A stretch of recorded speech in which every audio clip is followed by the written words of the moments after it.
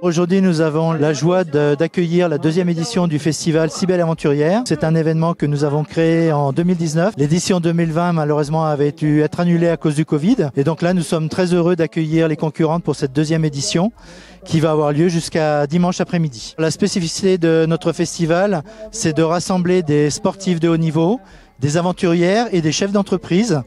Et elles se départagent autour d'épreuves ludiques et sportives en journée.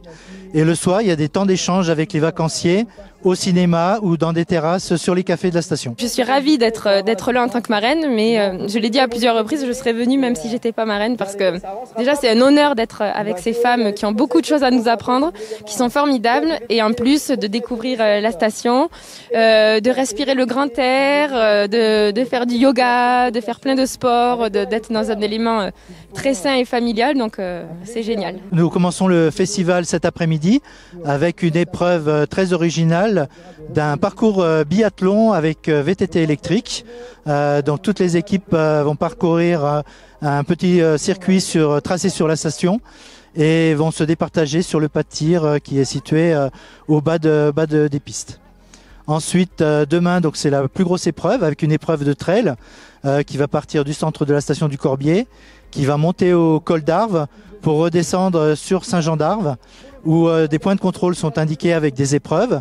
Ensuite, les concurrentes remonteront par le col de Châles pour rejoindre la station. Et l'après-midi, elles ont une épreuve d'équitation, donc une épreuve d'adresse sur le manège du centre équestre du Corbier. Il y aura également une initiation au yoga qui sera organisée par notre marraine Alexandra Rosenfeld, ex-Miss France. Et puis donc dimanche, nous terminerons par une course d'orientation, pareil, dont les bornes seront réparties tout autour de la station. Super course, un bel itinéraire. Moi, j'ai suivi ma coéquipière qui m'a tracé la voie et c'était super. La difficulté, c'est ensuite, quand on a les bras qui tremblent un peu, de viser correctement la carabine. C'est bien sympa de commencer le week-end avec ce format, puisqu'à la fois on est sur une épreuve déjà en binôme, donc ça c'est le côté vraiment ludique. Et puis de mêler le VTT avec un peu d'agilité sur le parcours et puis l'arrivée au pas de tir, voilà, c'est vraiment intéressant et puis ça nous met tout dans une bonne dynamique pour la suite. Nous avons voulu faire un événement à la fois sportif mais également ludique et de proposer de belles rencontres, soit entre les concurrentes, mais avec les vacanciers également qui sont associés à ce festival. L'idée c'est déjà nous de pouvoir passer un bon moment, mais on est aussi vraiment sur cette notion de partage. Il y a une bonne partie des participantes qui viennent ici aussi pour présenter des films et puis qu'on puisse aussi échanger sur notamment toutes ces thématiques autour du climat, de la pollution de l'eau, des océans, des glaciers.